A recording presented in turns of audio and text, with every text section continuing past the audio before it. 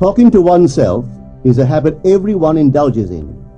We could no more stop talking to ourselves than we could stop eating and drinking. All that we can do is control the nature and the direction of our inner conversations. Most of us are totally unaware of the fact that our inner conversations are the causes of the circumstances of our life. We are told that as a man thinketh in his heart, so is he. But do we know that man's thinking follows the tracks laid down in his own inner conversations? To turn the tracks to which he is tied in the direction in which he wants to go, he must put off his former conversation, which is called in the Bible the old man, and be renewed in the spirit of his mind. Speech is the image of mind. Therefore, to change his mind, he must first change his speech. By speech is meant those mental conversations we carry on with ourselves. The world is a magic circle of infinite possible mental transformations, for there are an infinite number of possible mental conversations. When man discovers the creative power of inner talking, he will realize his function and his mission in life.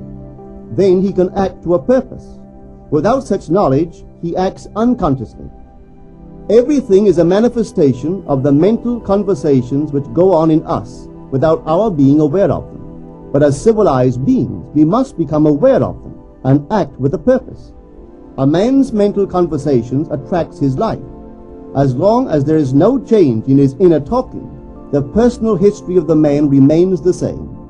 To attempt to change the world before we change our inner talking is the struggle against the very nature of things. Man can go round and round in the same circle of disappointments and misfortunes, not seeing them as caused by his own negative inner talking, but as caused by others. This may seem far-fetched, but it is a matter which lends itself to research and experiment.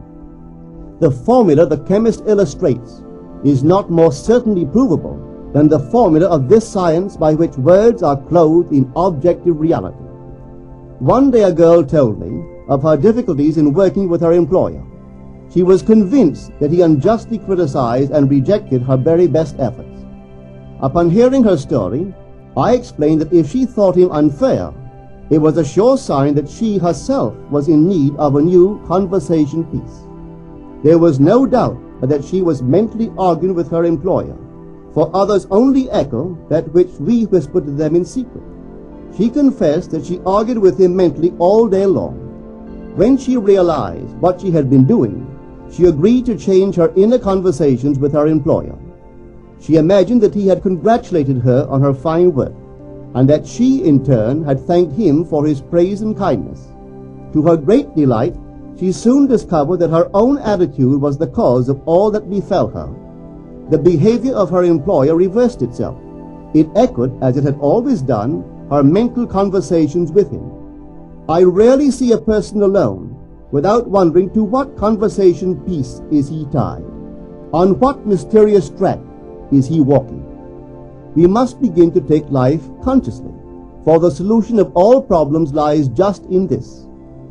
The second man, the Lord from heaven in all of us, is trying to become self-conscious in the body, that he may be about his Father's business. What are his labors? To imitate his Father, to become master of the Word, master of his inner talking, that he may mold this world of ours into a likeness with the kingdom of love. The prophet said, "Be ye imitators of God as dear children." How would I imitate God? Well, we are told that God calls things that are not seen as though they were seen, and the unseen become seen. This is the way the girl called forth praise and kindness from her employer. She carried on an imaginary conversation with her employer from the premise that he had praised her work, and he did. Our inner conversations represent in various ways the world we live in. Our individual worlds are self-revelations of our own inner speech. We are told that every idle word that men shall speak, they shall give account thereof. For by their words they shall be justified, and by their words they shall be condemned. We abandon ourselves to negative inner talking, yet expect to retain command of life. Our present mental conversations do not recede into the past as man believes, They advanced into the future to confront us as wasted or invested words. My word, said the prophet, shall not return unto me void, but it shall accomplish that which I please, and it shall prosper in all the things whereto I sent it. How would I send my word to help a friend? I would imagine that I am hearing his voice, that he is physically present, that my hand is on him. I would then congratulate him on his good fortune, tell him that I have never seen him look better. I would listen as though I heard him. I would imagine that he is telling me he has never felt better, he has never been happier. And I would know that in this loving, knowing communion with another, a communion populous with loving thoughts and feelings, that my word was sent, and it shall not return unto me void, but it shall prosper in the thing whereto I sent it. Now is the accepted time. Now is the day of salvation. It is only what is done now that counts, even though its effects may not be visible until tomorrow. We call not aloud, but by an inner effort of intense attention. To listen attentively, as though you heard, is to create. The events and relationships of life are your word made visible. Most of us rob others of their willingness and their ability to be kind and generous by our fixed attitudes towards them. Our attitudes unfold within us in the form of mental conversations. Inner talking from premises of fulfilled desire is the way to consciously create circumstances. Our inner conversations are perpetually outpictured all round us in happenings. Therefore, what we desire to see and hear without, we must see and hear within, for the whole manifested world goes to show us what use we have made of the word. If you practice this art of controlled inner speaking, you too will know what a thrill it is to be able to say, and now I have told you before it come to pass, that when it is come to pass, ye might believe. You will be able to consciously use your imagination to transform and channel the immense creative energies of your inner speech from the mental, emotional level to the physical level. And I do not know what limits, if any, there are to such a process. What is your aim? Does your inner talking match it? It must, you know. If you would realize your aim, for as the prophet asked, can two walk together except they be agreed? And of course the answer is no, they cannot. The two who must agree are your inner conversation and the state desired. That is, what you desire to see and hear without, you must see and hear within. Every stage of man's progress is made by the conscious exercise of his imagination, matching his inner speech to his fulfilled desire. As we control our inner talking, matching it to our fulfilled desires, we can lay aside all other processes. Then we simply act by clear imagination and intention. We imagine the wish fulfilled and carry on mental conversations from that premise. The right inner speech is the speech that would be yours were you to realize your ideal. In other words, it is the speech of fulfilled desire. Now you will understand how wise the ancient was when he told us in the Hermetica, there are two gifts which God has bestowed upon man alone and on no other mortal creature. These two are mind and speech, and the gift of mind and speech is equivalent to that of immortality. If a man uses these two gifts rightly, he will differ in nothing from the immortals, and when he quits his body, mind and speech will be his guides, and by them he will be brought into the troop of the gods and the souls that have attained to bliss. With the gift of mind and speech, you create the conditions and circumstances of life. In the beginning was the Word, and the Word was with God, and the Word was God. The Word, said Hermes, is Son, and mind is Father of the Word. They are not separate one from the other, for life is the union of word and mind. You and your inner talking or word are one. If your mind is one with your inner conversation, then to be transformed in mind is to be transformed in conversation. It was a flash of the deepest insight that taught Paul to write, put off the former conversation, the old man, which is corrupt, and be renewed in the spirit of your mind. Put on the new man. Put on the new man, and be renewed in the spirit of your mind, is to change your inner conversation, for speech and mind are one. A change of speech is a change of mind. The prophet Samuel said, "The Lord spake by me, and his word was in my tongue." If the Lord's word was in the prophet's tongue, then the Lord's mouth that uttered the word must be the prophet's mind. For inner conversations originate in the mind and produce little tiny speech movements in the tongue. The prophet is telling us that the mouth of God is the mind of man, that our inner conversations are the word of God, creating life about us as we create it within ourselves. In the Bible you are told that the word is very near to you, in your mouth and in your heart, that you may do it. See, I have set before you this day life and good, death and evil, blessings and cursings. Choose life. The conditions and circumstances of life are not created by some power external to yourself.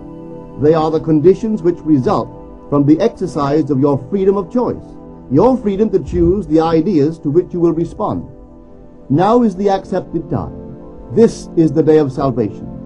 Whatsoever things are of good report, think on these things. For your future will be formed by the word of God, which is your present inner talking. You create your future by your inner conversation. The worlds were framed by the word of God, that is, your inner talking. See yonder fields? The sesamum was sesame, the corn was corn, the silence and the darkness knew. So is a man's fate born. For ends run true to origins. If you would reap success, you must plant success. The idea in your mind which starts the whole process going is the idea which you accept as truth. This is a very important point to grasp, for truth depends upon the intensity of imagination, not upon facts. When the girl imagined that her employer was unfair, his behavior confirmed her imagination. When she changed her assumption of him, his behavior reflected the change, proving that an assumption, though false, if persisted in, will harden into fact. The mind always behaves according to the assumption with which it starts. Therefore, to experience success, we must assume that we are successful. We must live wholly on the level of the imagination itself, and it must be consciously and deliberately undertaken. It does not matter if, at the present moment, external facts deny the truth of your assumption. If you persist in your assumption, it will become a fact. Signs follow, they do not precede. To assume a new concept of yourself is to that extent to change your inner talking or word of God, and is therefore putting on the new man. Our inner talking, though unheard by others, is more productive of future conditions than all the audible promises and threats of men. Your ideal is waiting to be incarnated, but unless you yourself offer it human parentage, it is incapable of birth. You must define the person you wish to be, and then assume the feeling of your wish fulfilled, in faith that that assumption will find expression through you. The true test of religion is in its use, but men have made it a thing to defend. It is to you that the words are spoken. Blessed is she that believed, for there shall be an accomplishment of those things which are spoken unto her from the Lord. Test it, try it. Conceive yourself to be one that you want to be, and remain faithful to that conception. For life here is only a training ground for image making. Try it and see if life will not shape itself on the model of your imagination. Everything in the world bears witness of the use or misuse of man's inner talking. Negative inner talking, particularly evil and envious inner talking, are the breeding ground of the future battlefields and penitentiaries of the world. Through habit, man has developed a secret affection for these negative inner conversations. Through them he justifies failure, criticizes his neighbors, gloats over the distress of others, and in general pours out his venom on all. Such misuse of the word perpetuates the violence of the world. The transformation of self requires that we meditate on a given phrase, a phrase which implies that our ideal is realized, and inwardly affirm it over and over and over again until we are inwardly affected by its implication, until we are possessed by it. Hold fast to your noble inner convictions or conversations. Nothing can take them from you but yourself. Nothing can stop them from becoming objective facts. All things are generated out of your imagination by the Word of God, which is your own inner conversation. And every imagination reaps its own words which it has inwardly spoken. The great secret of success is a controlled inner conversation from premises of fulfilled desire. The only price you pay for success is the giving up of your former conversation, which belongs to the old man, the unsuccessful man. The time is ripe for many of us to take conscious charge in creating heaven on earth. To consciously and voluntarily use our imagination to inwardly hear and say only that which is in harmony with our ideal is actively bringing heaven to earth. Every time we exercise our imagination lovingly on behalf of another, we are literally mediating God to that one. Always use your imagination masterfully, as a participant, not an onlooker. In using your imagination to transform energy from the mental, emotional level to the physical level, extend your senses. Look and imagine that you are seeing what you want to see, that you are hearing what you want to hear, and touching what you want to touch. Become intensely aware of doing so. Give your imaginary state all the tones and feeling of reality. Keep on doing so until you arouse within yourself the mood of accomplishment and the feeling of relief. This is the active, voluntary use of the imagination, as distinguished from the passive, involuntary acceptance of appearances. It is by this active, voluntary use of the imagination that the second man, the Lord from heaven, is awakened in man. Men call imagination a plaything, the dream faculty, but actually it is the very gateway of reality. Imagination is the way to the state desired. It is the truth of the state desired, and the life of that state desired. Could you realize this fully, then would you know that what you do in your imagination is the only important thing. Within the circle of our imagination, the whole drama of life is being enacted over and over again. Through the bold and active use of the imagination, we can stretch out our hand and touch a friend 10,000 miles away and bring health and wealth to the parched lips of his being. It is the way to everything in the world. How else could we function beyond our fleshly limitations? But imagination demands of us a fuller living of our dreams in the present. Through the portals of the present, the whole of time must pass. Imagine elsewhere as here, and then as now. Try it and see. You can always tell if you succeeded in making the future dream a present fact by observing your inner talking. If you are inwardly saying what you would audibly say were you physically present and physically moving about in that place, then you have succeeded.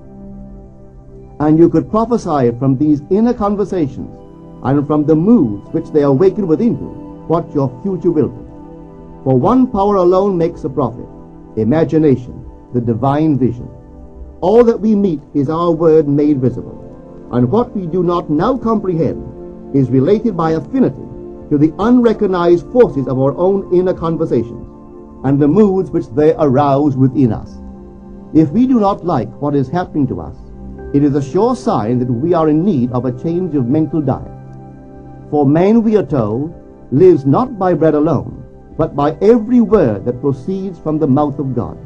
And having discovered the mouth of God to be the mind of man, a mind which lives on words or inner talking, we should feed into our minds only loving, noble thoughts. For with words or inner talking we build our world. Let love's lordly hand raise your hunger and thirst to all that is noble and of good report, and let your mind starve ere you raise your hand to a cup love did not fill, or a bowl love did not bless, that you may never again have to say, "What have I said? What have I done?" O all-powerful human word.